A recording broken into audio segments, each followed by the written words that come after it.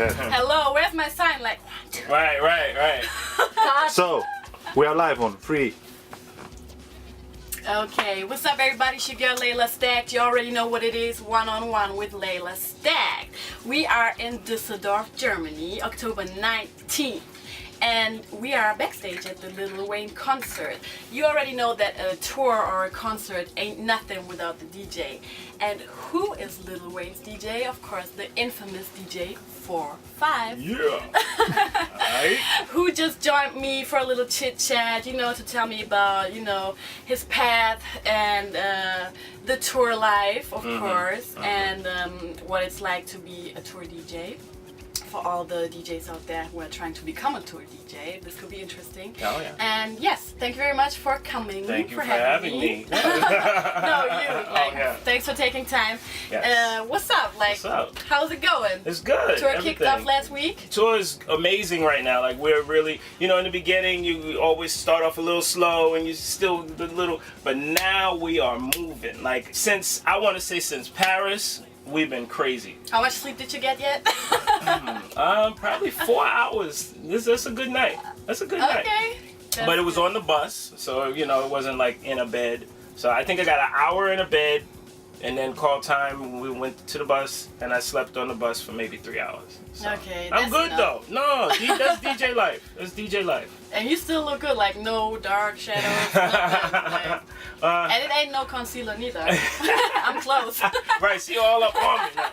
But nah, you know, I just really try to take care of myself because I feel like the look is a part of why longevity, you know, because I've been doing this for a couple of years. Yeah, I heard so. A few years. But yeah, a few years, to be exact, 25 years. Yeah, quarter century. So you started when you were 5? No, but it's kind of like I don't even know how to explain it, but I'm not that old actually. So, next question would be, how old are you? Well, I don't really do the age thing, but I am, you know, I'm weathered. I'm what's the word I want to use? I've been around a long time, but the knowledge of so much time Age doing ain't nothing this, but a number. yeah, it's not. Right. So it's all good. So, like I said, 25 years. Yeah, 25 That's years a whole lot of touring. experience. Yeah. And he started, for all those who are my age or a little older, know this man right here, as K LaBoss, yes. from EPMD. Shout out yes. to my friend E. Yeah. And Oh, you know E. See, he lives down the block from the crib even right now. I still see E. Yeah. So, for all the youngins out there who don't really know you from that time, maybe you could introduce yourself. Okay. Really Well, quickly. back in the day, I mean, I'm originally from the Bronx. When I moved to Brentwood, Long Island, I went to school with some brothers named Eric Sermon and Paris Smith, and they got a record deal, and they called me, and I was like, let's do it. So I blinked. And I was 19 years old on a 40-city tour with Run DMC, Jazzy Jeff, Fresh Prince, Public Enemy, EPMD, JJ Fad, and Stetsasonic. Oh, Two Live Crew did the Florida, like the South version. Okay, I love So it. when we were in the South, we didn't have JJ Fad. We had Two Live Crew, which was the first time that I got to experience, you know, hey, come on, hey. And I was just like, what is going on? The place was nuts. But yeah, it was amazing. It was amazing. So Luke was on tour with me, like for real, like, you know, I mean, but so many, forget it. I mean, I even worked with Biggie, so, you know, a lot of... Exactly, I was going to talk about that later. Segue, excuse me. I leaked Didn't hear nothing. Yeah. So yeah, I was going to talk about it. He also worked for Diddy and Biggie, actually the whole Bad Boy family. Yes. You did the whole Bad Boy family tour back then. Yes, I did. He witnessed all of it. See now, I'll say this, and you know, shout out to DJ Enough, that's my boy, and he was actually Biggie's DJ when Biggie passed. But I was spending the tours, and a lot of the scenes that you saw on Notorious, where there was a DJ. That was really me. Yeah, that was you. I seen it. Yeah. And how was that? Like, how did you? I mean, a whole lot has changed ever since those days. Like Yes. hip hop has never ever been the same ever since No. Biggie and Pac passed. Of We all course. know that. Of course. And I mean, what is the difference between touring back then with those kind of artists and now touring with artists like Wayne and Fabulous and stuff? Well, honestly, money. More or less? Yeah, more. What I'm saying is like my first tour, it was like I said, Jazzy Jeff, Fresh Prince, Public Enemy, EPMD. EPMD were the opening act. So what we did, we didn't have a bus, and we kind of split 2 of each. There was 6 of us. So 2 would be on Jazzy Jeff Fresh Prince bus, 2 was on Public Enemy's bus. And the thing is, it's so funny. I was on Jeff's bus, of course, because I'm a DJ and I love Jeff is just phenomenal still till this day. And so I was on their bus at first, but I actually train, and I've been training for years. So Public Enemy was always in the gym with me. So, you know, the S1W salute. And we'd be in the gym hitting it. So after a while, like as the tour went on, I kind of left Jazzy Jeff's bus and was with my PE dudes. So yeah. I just snitched on Jazzy Jeff. So I mean, but Jeff and them still, you know, till this day. I mean, I haven't seen Will in so many years, but Jeff was out here just a couple of weeks or months ago. Oh wow, yeah. He was DJing here. Yeah, no, he's a monster. He's a monster. He's a monster. So shout out to Jeff. Shout out to Philly. All that. But you know, the what I'm getting at is even Run DMC had 1 bus. Jazzy Jeff Fresh Prince had 1 bus. Now it's like everybody has their own bus. You know, like Wayne will have a studio and you know what I'm saying. Birdman got his own bus. That's so when I say money, that's the difference. Like it's more money, and you know, cats are really. You could be on a tour that back then would have 7 buses, and that's because there was 7 acts. You know what I'm saying? Now it's like, oh, how many buses you got on this tour? 17. Like, oh, I just came here and I saw like so many buses. I was like, yeah, it's a big deal. It's a big deal. And people always say, you know, oh, so how's Wayne on the bus? And like, I don't know, I'm not on Wayne's bus. You know, we're not on a tour bus, all of us. Like, no. But don't you think that's the flip side of it? Like, okay, there's more money and there's more buses, obviously. But don't you think it is more personal and more like family-like and more comfortable if you are with the crew all together, like for the vibe? I was used to that. I was very used to that. You know, and don't get me wrong, on stage, it's an energy that regardless of if you're, you know, vibing all day with, you know, orange juice and breakfast and shit, like it still comes together on stage. And even when you do something and it's the feel, it's just like DJing a club. You can play something and be like, oh, let me not go there, and then you kind of switch it up. It's the same thing working with artists, so it still kind of works. Like with Fab, when I work with Fab, I'm a lot closer, like more around him, and but I've been working with Fab for 9 years, I want to say. So I might be wrong on that. It might be 8, but you know. But I was with Little Kim, and then I went on the Rock the Mic tour in 2003. It's all coming back to me. I don't smoke, don't drink, so I remember everything. What else do you remember? Give us some insights. Like, right. So. Yeah, and yeah, for DJs also a lot technical-wise has changed ever since then. Yeah. And I got so many DJ friends out there. SK1, DJ Ivory, everybody's out there. Shout out to them. Respect. And what do you prefer? Like, do you prefer how it went down, like back in the days? How to use DJ? Like, there are still some DJs out there who use vinyl. Yeah, vinyl. Yeah, and some prefer the Serato thing. So, what do you personally prefer? What advice can you give? Well, my advice is to actually DJ some vinyl. Like, check it out. You know what I'm saying? Just because it's kind of you understand more of what it is that it's all about. I can't really explain it, but like, for example, and I'm gonna take you on a ride. This is a crazy ride, but it's a ride. It's almost like you have to crawl before you run or walk, and you know what I'm saying. So when you skip, then you kind of lose something. And that's the thing that I personally feel like, even kind of with the DMCs, and no disrespect to the DMC, I don't want to, you know, make it seem like, but it's changed so much, and you know, that vinyl feel and like understanding it, it's like when I first started in hip hop, it was in the Bronx when I was 8 years old, and I was seeing the b-boys and the graffiti, so that is where it starts for me. And you know, then I went into vinyl, and then it was really a New York thing at a time. I remember this, you know, and then it turned into, oh, wait a minute, Florida's doing it? And I remember I landed in LA. I had a show in LA in probably 88 or 89 with EPMD, and I went to pick up my bags, and I'm sitting, and there's a dude, he got curls, he's bumping his head. I'm like, damn, he got a Walkman, a Sony Walkman. And he's like, I'm like, yo, who are you listening to? He was like, Easy.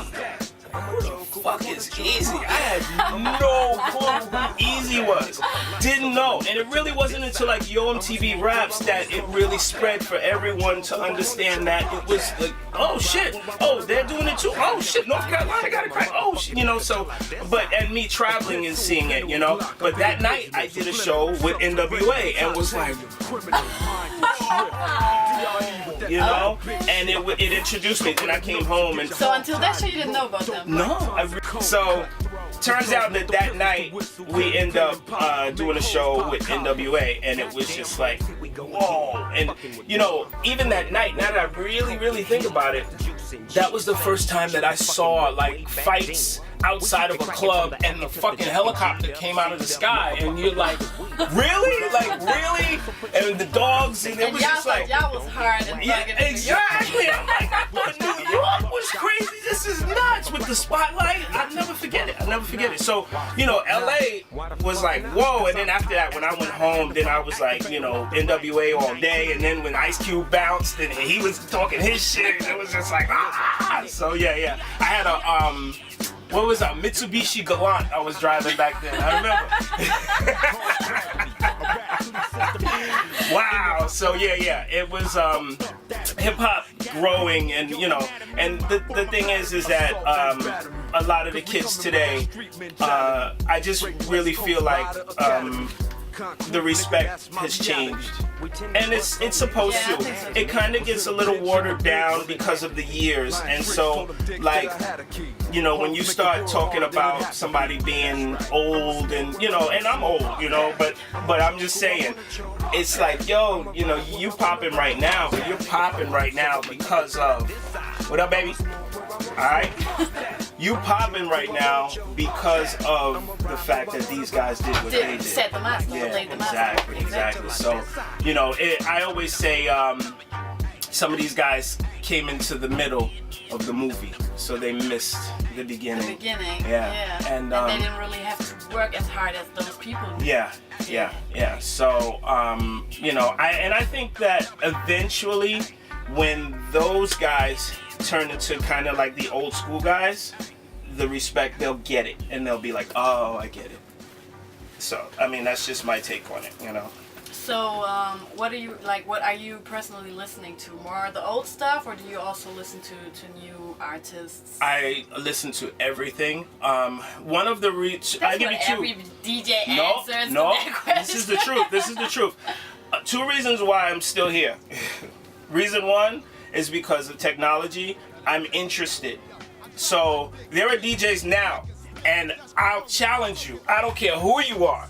I know my manual as far as any Serato, tractor, all of that. Like, oh no, you press these two buttons and this is, and motherfuckers. I was at a DJ's house yesterday.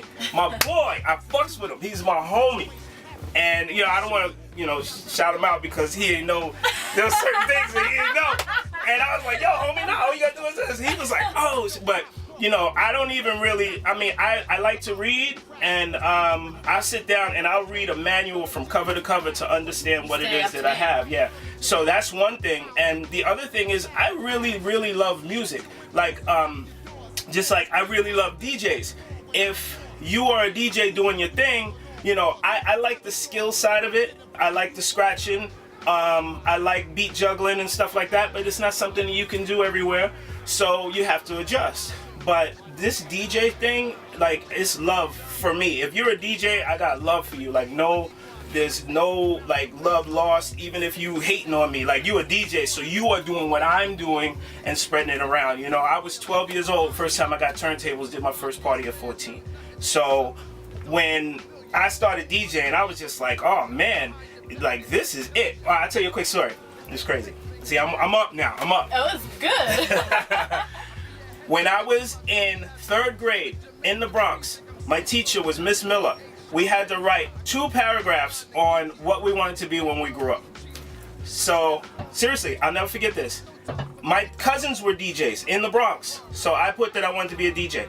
She had no idea what I was talking about. She was like, no, you have to, policeman, or fireman, doctor. I was like, so. Hey, Miss Miller. Yeah, right? We in Germany. So I wrote something, I don't even remember what I wrote about, but I just, you know, pretty much did the basic 2 paragraphs about some BS that I really could care less about. I don't know, I think I chose fireman, I don't know. And I just wrote it, and you know. But when they graded the paper the next day, and before leaving the class, she pulls me aside and she was like, I didn't know what a DJ was, and I was told, and she was like, if you do what's in your heart, you'll stay young forever. She told me that. I'll never forget that. And it was like, oh, so I'm on the right track, okay, you know. But I wasn't even DJing yet. I wasn't allowed to touch the turntables. My cousins would have the turntables too high. So you can't reach them. So I couldn't reach them. I couldn't DJ. But eventually, and it's funny too, because a friend of mine who had the same passion, his name was Kyle Thompson, and he was from Brooklyn and I was from the Bronx, and we both moved to Long Island. So we, you know, there was a lot of racism and stuff in the town that I was in when we first got there. So me and him was, you know, and it's funny because in the beginning, I was kind of like, I would fight, but I was like, hey, I don't want to get in any trouble. But he was like, kick his ass, man, he ain't shit. So I was like, okay. So now I'm fighting people because of this cat. But his brothers also were DJs, and they wouldn't let us DJ at all. So they had the equipment in the garage, and he called. I was at my mother's house. I don't know, man, 12 or 13. And he called me, yo, come by, my brothers just left. They ain't gonna be back for a while. Ironically, watch this. So I go to his house. We get on the turntables. When I walk in, what is he playing? Zap, more bounce to the ounce. So he's like, more bounce. So I'm looking, I'm like, oh yeah, I know how to catch it on the 1. I don't even know if I was saying catch it on the 1, but I remember you'd be like, you counting 1, 2, 3, go, boom, I remember this. So we were just going back and forth with more bounce to the ounce, and it turns out that EPMD's You Got to Chill, that's the beat to You Got to Chill. So it's just ironic that that's the first record that I actually, DJ'd with. So it's pretty crazy. Everything happens for a reason. Right. That's the proof. Another proof right here. So I talk a lot. I'm sorry. No, it's cool. I like people who talk a lot. I do so too, if I get a chance. But yeah, like I said, there are a lot of my friends are DJing too. So and if I would have the patience, and maybe if I would have been a man, I would have tried it out too. Okay. Because I love music and I can't sing. So DJ would be. So DJ would be, compromised. But yeah. What advice can you give to all those DJs out there who are still, I know there's so many DJs that still can't live off it. Still have to go to a 9 to 5 and DJ not as a hobby, but that just can't live off it. So you probably started, DJ full time at a young age. Yes. And what kind of advice can you give to the people out there who are trying to, get into a place like you are in? Well, just keep going. When I was younger, and there were times where I was in and out of this business. Where I was working and then I wasn't. you gotta just really keep going. You can't stop, and you have to. One of the things that I will say too is to study the styles. You know, back in the days it was biting or whatever. But if you really pay attention to what worked for other people, you can kind of utilize that, but then still come with your own style to make it yours and original. And that's kind of what I've done. And you know, just stay in the mix, because you can't just be home dope. You can't be in the crib like, yo, I'm dope. You know, Exactly. People got to see you. You know, so you know, I just say to. But it is kind of hard though, it. because I do witness this a lot too. Like club owners kind of taking advantage of DJs. Who are on the rise. Like, you don't really have too many references, so you can come play at my club, but for free. Respect the art and respect the artist. DJing is an art, and those people still work. Like, it's not like they party. No, they still working. So to all the club owners out there and promoters, like, still respect the artists and the DJs and the art. You know, that's work. And they have to invest into the equipment. They have to invest into the music and everything. So I think it's kind of hard these days too for DJs. It is, but another thing is that back in the days there was no real way of you promoting yourself, and now there are so many ways through mixtapes and through social media, and you really can, you know, to create a buzz. And if you don't got a mixtape out or you don't got nothing popping, then how are people gonna hear about you? So you know, you got to do that promotion, that side of it too. You can't just hope that people catch on to something. You got to make them catch on to something. So yeah, it's pretty crazy. Speaking of mixtapes, wow. Do you have any mixtapes out right now? I don't have anything new right now. And one of the things that I did, and I will say that I did wrong, I had like a really big buzz in 90s, late 90s to early 2000s on mixtapes. And then what I did was I said, I'm not going to, when everything went digital, I was like, I'm not gonna have my stuff online. I'm gonna, you know, try to sell it and that. But, you know, I should have put everything on all of those sites for free for everyone to get, you know. I still have all my masters, and I have classic mixtapes. I have, after Big passed, I had missed DJing for Biggie so bad that 2 years after, and it was like the death anniversary, 2 years, I released Best of Biggie. Now you gotta understand, when I was spinning for Biggie, it was vinyl. So we had, I would go to his room, and actually I gotta prepare I haven't even set up for my show tonight. What time is it? Don't say 8 o'clock. So almost 7? Okay. We have 5 minutes. Okay. Oh, are you ready? When did it start? Yeah, I'm ready. Yeah, when should I start? Whenever you feel ready. When did did it we start? miss? Because we have to go. 1 minute, I said. Oh, okay. You were talking about you entered into Biggie's room. Oh, okay. So, you know, in, I want to say 95, I was spinning for Big, and 94 and 95 I was spinning for Biggie, and he used to call me in his room before every show. So I would go to the room, and you know how you have the lock, but the lock is so that it doesn't close. So you know, you come on. So I walk in, and he'd be like sitting in the chair. All right, first we're gonna start off with this record. We're gonna go into one more chance.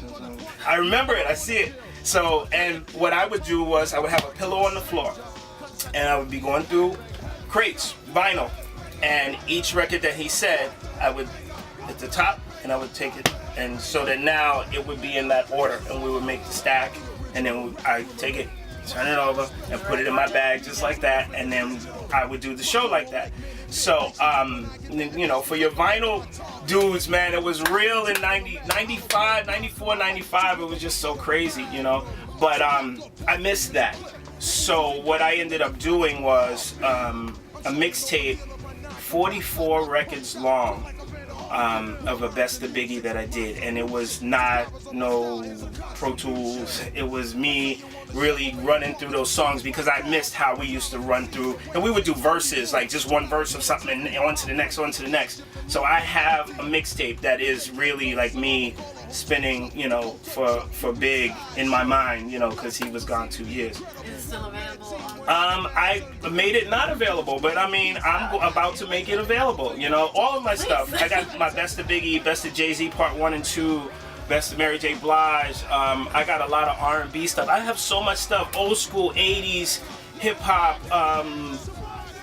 Man, it's insane. I have a book of masters. It's about this thick of CDs, all masters, and I just never really put the stuff online, but now I'm gonna. Because you probably don't really have the time to. No, I have the time. I could make time. Yeah. Sometimes we off for a whole day in a city. I could do it all in one day. I mean, I don't have.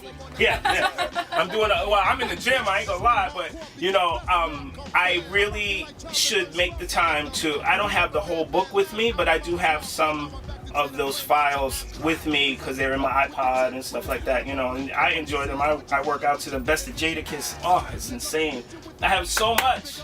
So I'm about to really start blasting the world with everything so that they can, you know, I didn't know where it was going with the digital world. I'm gonna hit you back in like 6 months. No, 6 months. If nothing is online. No, give me 2 weeks. I promise. I promise you.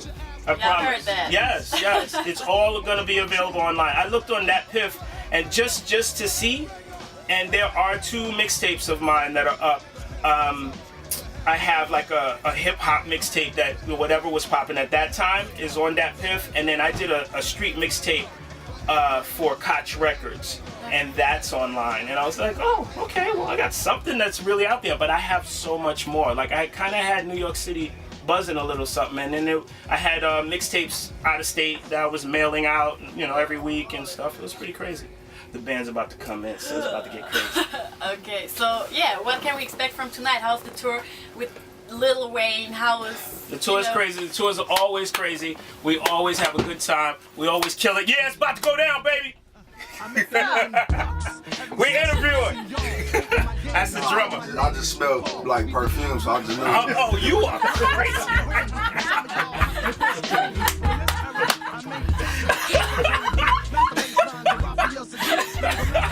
Hater.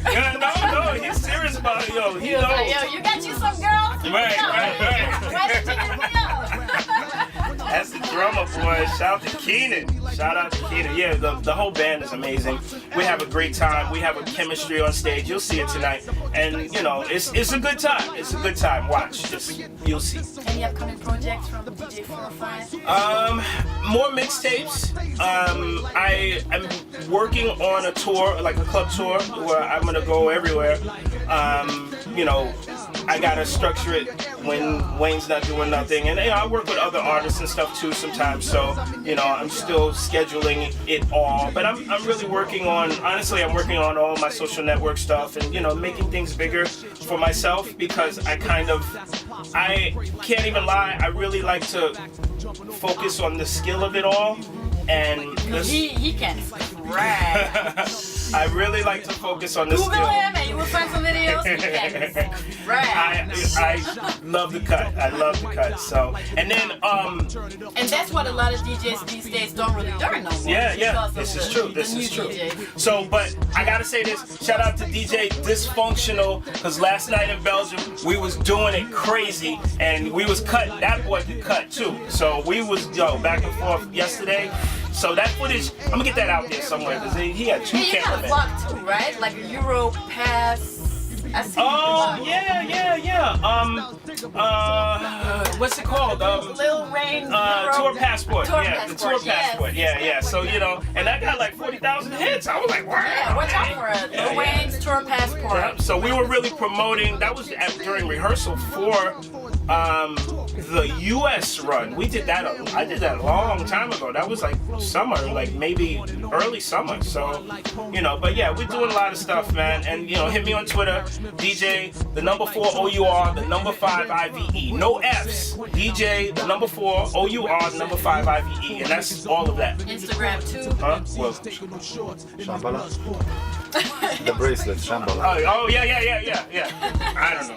Yeah, let me tell you. I'll be honest with you, man. People dress me, man. I'm old. I don't know nothing. They give me shit. They like, yo, whatever. Oh, word? I should rock this? Okay, thank you. Shambhala, huh? Thank you. Shambhala. Dude, I mean, that's the, Yeah. I'm being like straight honest, you know what I'm saying? They make me look good. They make me look good. The cap is yours, or? Yeah, I mean, the hats and stuff is on, you know, I know that. Did you jersey nets or what? Where the fuck is your YMCMB cap? Oh, well, you know what? It's in the bag. But that's for the smoke. That's for the stage. You know, I mean, I'm from New York. I ain't from Brooklyn, but, you know, it's all good. You know what I'm saying? So you cool, but you're not that cool. No, I'm not. I keep it real. I keep it real. I'm not. Alright, so thanks a lot. I appreciate you taking Oh, the this is so time. much fun. This So was much one-on-one with DJ 4-5. We're about to go and watch Lil Wayne's show with the best DJ ever. Yes, thank you very much. Not from Brooklyn, but still cool. And yeah, tonight's going down at the Attic Club in the Oh, the act's gonna be crazy. I did it once before. It was crazy. I can't wait. I'm trying to get some guests to come through. But I know about Serato tonight. So Serato tonight. I want to come to. Yeah. Everybody, Alex will be there, Diana will be there, all my girls will be there.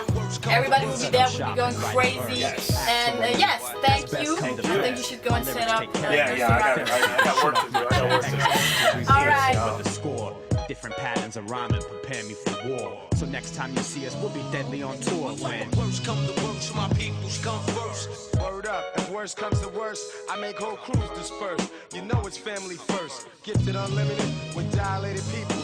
Babu, evidence, Irish science, and a shout out to my man Alchemist on the Triz app. Worst come to worst, my peoples come first. I'm a glutton for the truth, even though truth hurts. I've studied with my peoples on streets and in church. We make it hard when we go on first. Long road, honor of the samurai code. These California streets ain't paved with gold. Worst come to worst, my peoples come first. I got the bag. At the end of the day, we could go our separate ways, but the song remains and won't change. Got my target locked in range. I might switch gears, but first I switch lanes. Without my people, I got nothing to gain. That's why Worst come to worst, my peoples come first. Special Victims Unit, catalyst for movement, create to devastate since 84, show improvement. Definitely dilated peoples comes first. Cross training spar, we raise the bar and we put it in your ear no matter who you are. Worst come to worst, my peoples come first. Worst come to worst.